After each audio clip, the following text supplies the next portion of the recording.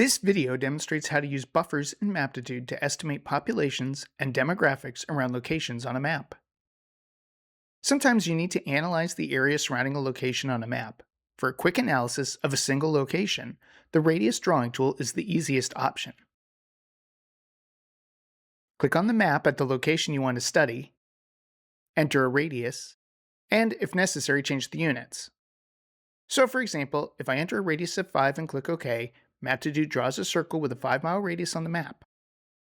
In addition to visualizing within this 5-mile radius, I can right-click and choose Export to Excel to create an Excel file that contains more information. This first tab shows all of the cities within 5 miles of where I clicked, and the second tab shows that stores 9 and 11 are within 5 miles of the location where I clicked.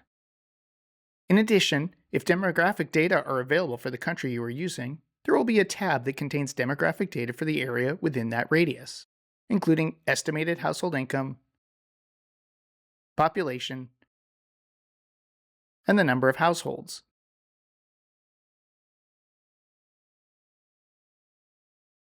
The Buffers tool in Maptitude allows you to do a more complex study of an area and compare multiple locations at once. Let's study the populations around all of my stores on this map. Start by making the store layer the working layer, and then choose the Tools, Analysis, Buffers menu command, or choose Buffers from the Analysis Tools dropdown. There are several options for creating buffers. The Fixed Sizes method lets you specify one or more sizes for the buffers. For example, if I want to know how many people are within 1, 2, and 5 miles of any of my stores, I can enter those distances here and leave separate buffers unchecked.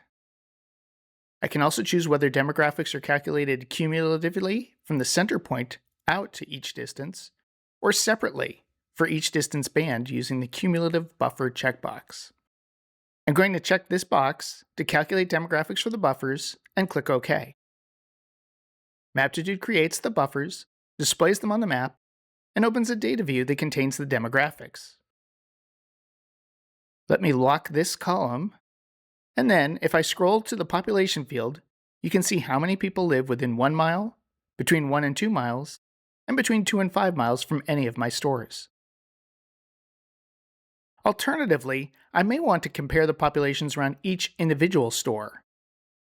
Again, I'll use the Fixed Size option, but this time I'll create separate 5-mile buffers around each store and calculate the demographics.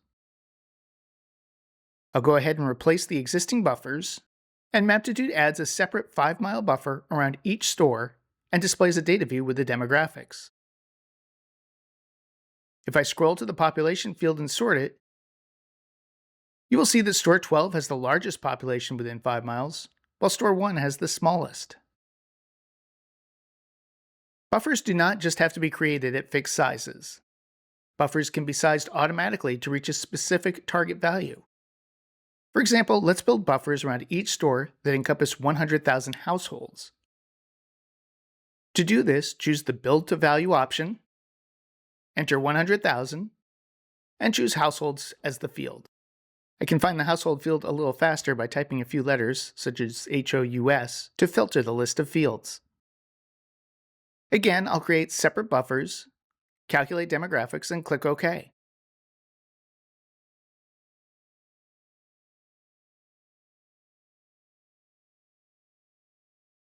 Each of these buffers has been sized to encompass approximately 100,000 households. In areas with many households, the 100,000 household buffers are smaller, like around store number 3, and in less dense areas they are larger, like around store number 8. There are 2 other methods for creating buffers. If your layer already contains a field that specifies buffer sizes, you can use the Variable Size option and build buffers directly from those values. And the Evenly Spaced option lets you enter a minimum, maximum, and interval size for building regularly spaced buffers, rather than typing them individually as fixed sizes. For example, we can build from 0 to 10 miles at 2-mile increments, and I'll uncheck the Separate Buffers box and click OK.